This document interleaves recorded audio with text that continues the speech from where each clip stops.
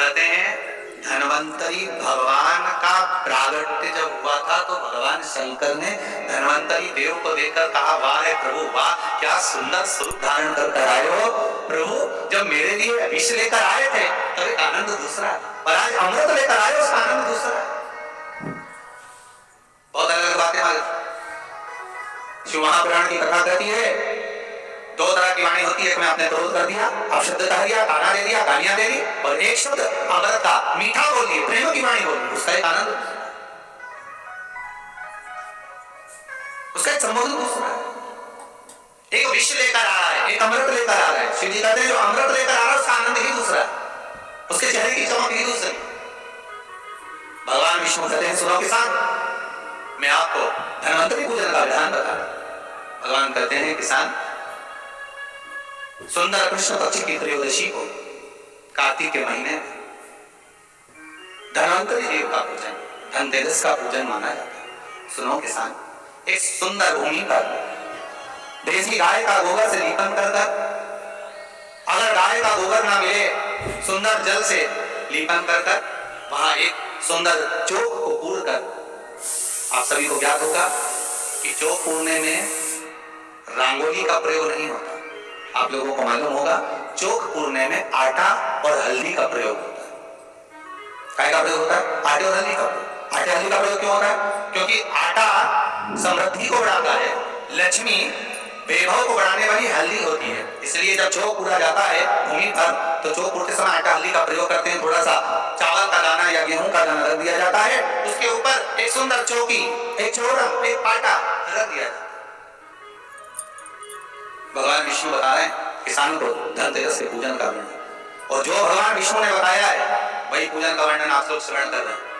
आज धनतेरस का प्रयोग कर पूजन करें और शिव महापुराण के इस भाव को, विष्णु पुराण के इस भाव को, स्कंद पुराण के इस भाव को आप धारण करें, और जो विधान भगवान विष्णु बता रहे हैं उसके हिसाब से, उसके अनुसार आप लक्ष्मी का पूजन, धनतेरस का पूजन करें।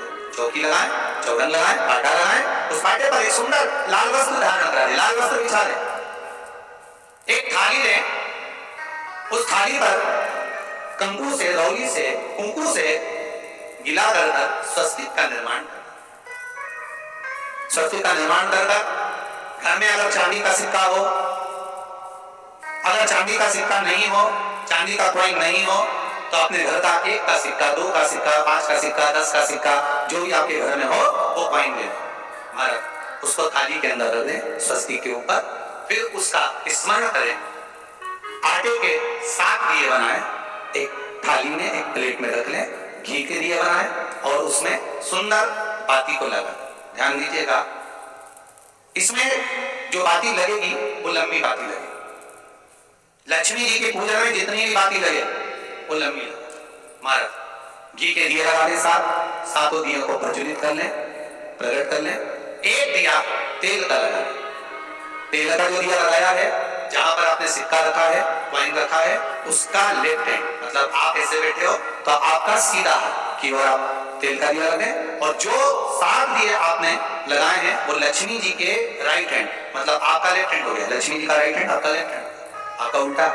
वहां पर 7 दिए जो आपने प्रज्वलित करे हैं सुंदर थाली जो आपने पूजन के तैयार करी है, उसमें कुंकू, रोली, हल्दी, अबीर, गुलाल, चंदन, मौली, लाल धागा, मौली, अमर बेल के टुकड़े, कमल रट्टे, हल्दी की गांठ, सुंदर भाव में उसको जल का पात्र, सुंदर आनंद से जो कॉइन चांदी का और देसी कॉइन आपने जो रखा है उसका जल से पूजन कर। लक्ष्मी पूजन का समय अलग अलग होता है, पर धनतेरस की पूजन का जो समय है वो प्रदोष काल से प्रारंभ हो जाता है। कब से प्रारंभ हो जाता है? प्रदोष, क्योंकि शिव के द्वारा निर्मित है लक्ष्मी पूजन का। महाराज कॉइन का पूजन करें, कंकु आदि से पूजन करने के बाद दोनों सिक्कों को उठा लें, दोनों कॉइन, जो चांदी का सिक्का है, जो देसी कॉइन, उसको उठाकर उस पर जो कलेवा है, मोगी है, नारा है, लच्छा है, उसको लपेटना प्रारंभ कर, और उसको लपेटे। पहले चांदी का सिक्का लपेटे, फिर देसी सिक्का जो आपने रखा, 1, 2, 5, 10 का जो सिक्का रखा उसको लपेटे, थाली में उसको रख ले, फिर वापिस उस पर जल का छिटा देकर उसका पूजन कर। हल्दी, रौली, मौली, चंदन आदि लगाकर सुंदर भाव से चावल को हल्दी में भिगो लें और पीले चावल कर उल्टे हाथ में चावल लेकर माता लक्ष्मी के ऊपर जो 2 सिक्के रखे हैं उनका पूजन करें। साथ में जब चावल छोड़ते जाएं तो गणेश जी का भी स्मरण करते हैं। हे रिद्धि सिद्धि के दाता श्री गणेश जी महाराज, आप हमारे यहाँ पर सदा माता लक्ष्मी को लेकर, कुबेर भंडारी को लेकर सदा विराजमान, नारायण को लेकर सदा विराजमान रहे। चावल छोड़ते जाएं और बाबा से विनती करते जाएं, माता लक्ष्मी से निवेदन करते जाएं, भगवान शिव का स्मरण करें, भगवान नारायण का स्मरण करें, माता लक्ष्मी का स्मरण करें, रिद्धि सिद्धि के दाता भगवान श्री गणेश जी महाराज का स्मरण करें। छोड़ते जब चावल पूर्ण छोड़ देंगे, पूजन पूरी तरह से हो जाए, तब महाराज साथ सुंदर आनंद से अमरवेल के टुकड़े, अमरवेल वृक्ष पर एक पीले कलर की बेल चलती है, पीली, उसमें पत्ते नहीं होते, वो किसी भी वृक्ष पर डली रहती, वो अमरवेल कहलाती। ये अमरवेल लक्ष्मी पूजन में समृद्धि के लिए, मकान के मुहूर्त के समय पर, गृह प्रवेश के समय पर बहुत कार्य। ये अमरवेल को पानी की जरूरत नहीं पड़ती, आप रूप किसी वृक्ष पर डाल दी जाए वो अपने आप फलती चली जाती है। उसी तरह हमारे यहाँ भी भगवान से ये प्रार्थना करते हैं, जैसे अमरवेल बिना पानी पड़े भी किसी भी वृक्ष पर डाल दी जाए पनपती जाती है, बढ़ती चली जाती है। जैसे हमारे घर में देखो लक्ष्मी बढ़ती है। अमरवेल के 7 टुकड़े, कमल गट्टे 7, हल्दी की गठान 7, माता लक्ष्मी को समर्पित करना। दोनों हाथों में हल्दी पिसी हुई लीजिए और माता लक्ष्मी के ऊपर उसे चढ़ाना प्रारंभ कर दीजिए। 7 बार पिसी हुई हल्दी उस सिक्कों पर चढ़ा दें, अपनी मनोकामना कर अपने घर में माता लक्ष्मी को विराजमान करने की।